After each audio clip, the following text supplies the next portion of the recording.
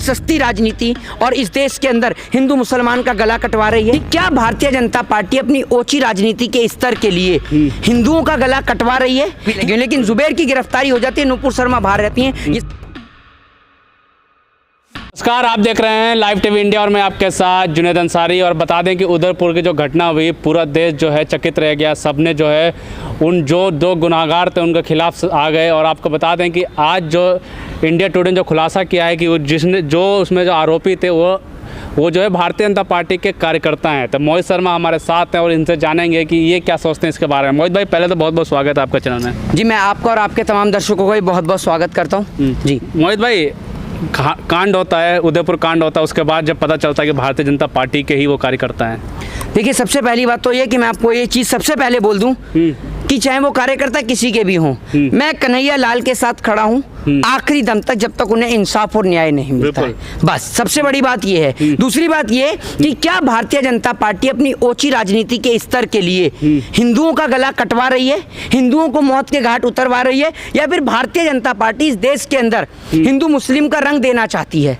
आखिर मकसद क्या है? क्या कुर्सी की राजनीति अब इतनी गंदी हो गई है कि इस देश के अंदर सरेआम एक समुदाय का खून बहा दिया जाता है, या दूसरे समुदाय का खून बहा दिया जाता है, या दूसरे समुदाय के भगवान के लिए, उनके ईश्वर के लिए, उनके अल्लाह के लिए, उनके मोहम्मद साहब के लिए, नबी के लिए जो है उनके लिए एक आपत्तिजनक शब्द का प्रयोग कर दिया जाता है? क्या अब इस देश में यही चलेगा?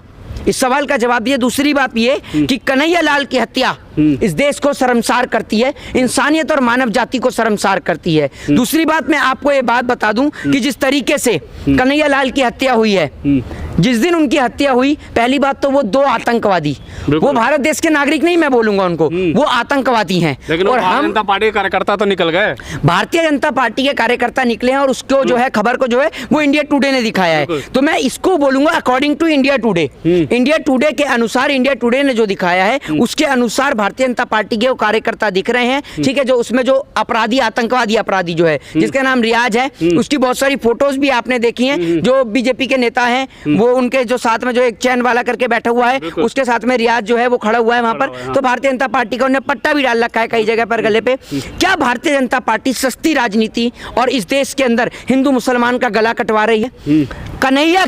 कन्हैया लाल के परिवार की जिम्मेदारी कौन लेगा इस देश के अंदर? ये सवाल का जवाब दे। मुख्यमंत्री अशोक गहलोत ने उन्हें मुआवजा तो दिया है, लेकिन कन्हैया लाल के परिवार को कौन चलाएगा? भारतीय जनता पार्टी के ऊपर सख्त से सख्त कार्रवाई होनी चाहिए, और हम इसकी सीबीआई जांच की मांग करते हैं कि आखिर हिंदू हितैषी सरकार, भारतीय जनता पार्टी जो हिंदू हितैषी सरकार बनती है, क्या इसी तरीके से हिंदुओं का गला कटवाएगी, हिंदुओं को इसी प्रकार से मौत के घाट उतरवाएगी? ये मुझे बता दीजिए। और इस देश के अंदर वो तो 1 महीने के लिए राजस्थान के अंदर कई जगहों पर जो है वो आईपीसी की धारा, मतलब धारा 144 जो है वो लागू कर दी गई थी, जिसके कारण वहां पर धार्मिक उन्माद उत्पन्न नहीं हुआ। वरना पूरे देश के अंदर कई जगह राइट हो जाते, हिंसा हो जाती, और दो मुसलमानों की, दो आतंकवादी मुसलमानों की वजह से इस देश के अंदर वो मासूम मुसलमान का भी गला कट जाता, जो हिंदू मुसलमान के साथ गले से गले मिलाकर, कंधे से कंधा मिलाकर चलता है। लेकिन फर्क देखिए किस तरीके से कल जो है कोर्ट ने फटकार लगाई है, जज ने जो फटकार लगाई है, न्यायाधीश ने जो फटकार लगाई है, वो आप सभी ने देखा है। तो बता दूं सीधे तौर पर कि जिस तरीके से वही सेम धाराएं जो धाराएं नूपुर शर्मा के ऊपर हैं, वही सेम धाराएं जो है 295 और 153 जो है, वही सेम धाराएं जुबैर के ऊपर भी लगी। लेकिन जुबैर की गिरफ्तारी हो जाती है, नूपुर शर्मा बाहर रहती हैं। ये सवाल दिल्ली पुलिस से पूछा गया।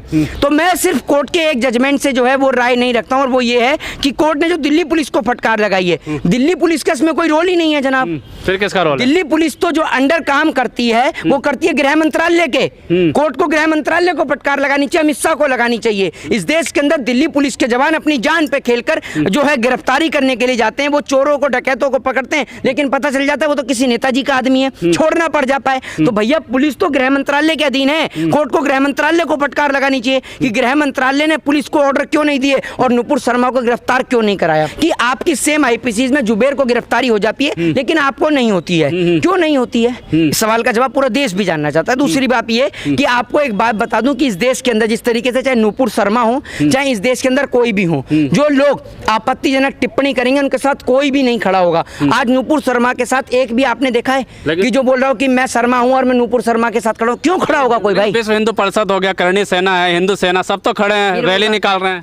ये लोग कहाँ थे, ये लोग कहाँ पे जब इस देश के अंदर, आप एक बात मुझे बताइए, जब कश्मीरी पंडितों को मारा गया, कि कश्मीरी पंडित हिंदू नहीं थे? बताइए ना, कहाँ सो रहा था विश्व हिंदू परिषद, करनी सेना? बताइए ना। अभी उदयपुर की घटना पे लगातार जो है ट्विटर डाल लेते हैं इनके, उदयपुर की घटना पे शेम अशोक गहलोत, हमने भी बोला सरकार की जिम्मेदारी है, बिल्कुल सीधे तौर पर है सरकार की जिम्मेदारी, मुख्यमंत्री। लेकिन आज जब वो सब चीज सामने आ रही है बीजेपी के कार्यकर्ताओं के तौर पर, तब आप नहीं बोल रहे हैं, क्यों? क्या कन्हैया लाल हिंदू नहीं है? अब अगर अब बीजेपी का कहीं से इन्वॉल्वेंस हो गया तो कन्हैया लाल हिंदू नहीं रहे? मैं कन्हैया लाल के साथ आखिरी दम तक खड़ा हूं। जब ये बीजेपी के नहीं थे तब भी आतंकवादी थे, आज ये बीजेपी के हैं तो भी आतंकवादी। लेकिन अब जो है सुप्रीम कोर्ट के फैसला के बाद कई लोग जो सुप्रीम कोर्ट के खिलाफ आ गए। हाँ, सुप्रीम कोर्ट के खिलाफ। हाँ, मैं आपको बताता हूँ, अभी कुछ दिन पहले काला दिन, ये व्हाइट डे था।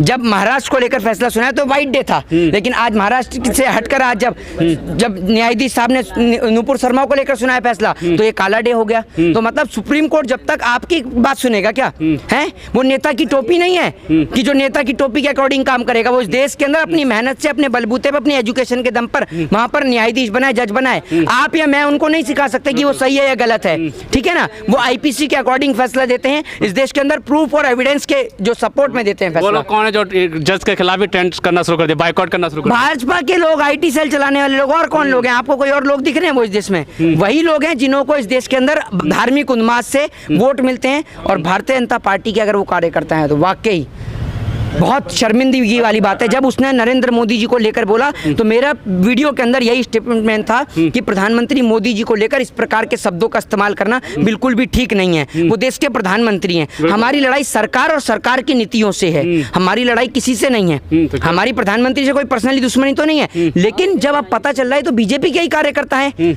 हमारे दिल को इतनी चोट पहुंच रही है कि कन्हैया लाल के परिवार के साथ में आज उनके परिवार को चलिए भले ही मुआवजा मिलेगा, सरकारी नौकरी मिल जाएगी, लेकिन जिस तरीके से एक परिवार का जो एक मेंबर होता है वो चला गया, क्या वो वापस आएगा? मोहित भाई बात करता, प्रधानमंत्री की बात की, कई लोग करेंगे शांति की अपील अभी तक नहीं की है। गुड़गांव में नारे लगाए जा रहे हैं कि मुल्ले काटे जाएंगे, राम राम चिल्लाएंगे, ऐसा आपने सुना देखा होगा वीडियो, लेकिन शांति की अपील अभी तक नहीं की। ऐसी वीडियो इस देश में बहुत बार वायरल हो चुकी हैं। दूसरी बात यह कि इस देश के अंदर ना कोई मुसलमान को काट सकता है ना हिंदू को काटने का दम रखता है। बात रही है कि हमारे देश के अंदर ही कुछ जयचंद हैं, कुछ लोग जो धार्मिक उन्माद के लिए जिस तरीके से इन दोनों की फोटो बीजेपी के साथ में आ रही है और उनका शिकार जो है वो कन्हैया हो गए हैं, ठीक है ना? तो आज मैं आपको एक बात बता दूं कि कन्हैया हो इस देश के अंदर, चाहे तबरेज हो, बहुत सारे लोगों के साथ मॉब लिंचिंग हुई, ठीक है ना?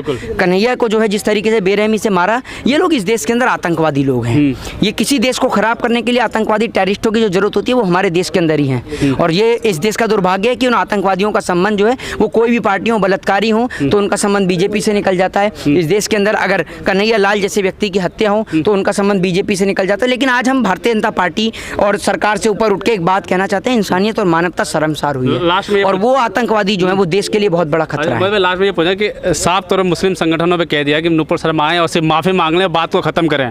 ये माफी क्यों नहीं मांग रहे? मैं आपको बता दूं, कोर्ट ने भी यही बोला है कि आपने जिस तरीके से मोहम्मद साहब को लेकर टेलीविजन शो पर बोला, आप जो है उसी तरीके से माफी भी मांगे। माफी देखिए सब चीजों का समाधान है, माफी मांग लेंगे तो सब कुछ उन्माद खत्म हो जाएगा। आपकी वजह से हर जुम्मे की नमाज को जो है देश में कई जगह पथराव हुआ, कई जगह धरना प्रदर्शन हो रहे हैं, प्रोटेस्ट हो रहा है। अरे राजधानी है देश, ठीक है ना? देश की राजधानी हो, मुंबई हो, वेस्ट बंगाल हो, विदेशों में हो, भारत देश की जो छवि खराब हुई है, कोर्ट तक को बोलना पड़ा कि भारत देश की छवि खराब हुई है आपकी वजह से। और ये तक बोला कि क्या आपको रेड कारपेट चाहिए, आप कुछ सोच के देखिए। तो इनको शर्म आनी चाहिए किस तरीके से भारत देश की छवि को आप पूरे देश के अंदर उड़ा रहे हैं। तो ये बहुत शर्मसार है। गिरफ्तारी होगी या नहीं होगी? गिरफ्तारी क्यों नहीं होगी? और नहीं होगी गिरफ्तारी तो लोगों का जुडिशरी पे से भरोसा हटता चला जाएगा। तो गिरफ्तारी होनी चाहिए। जय हिंद, जय भारत। साफ तौर पर जो है मोहित शर्मा हमारे साथ थे और साफ तौर पर बात की नुपुर शर्मा की बात की कि गिरफ्तारी आखिर कब होगी। साफ तौर पर मोहित शर्मा ने यह कहा गिरफ्तारी होनी चाहिए, उनको देश के सामने आकर माफ़ी मांगनी चाहिए, और क्योंकि माफ़ी मांगना ही सब जो भी बात है सबका हल है। अब देखने वाली बात ये होगी सर और नुपुर शर्मा कब आके जो है माफ़ी मांगती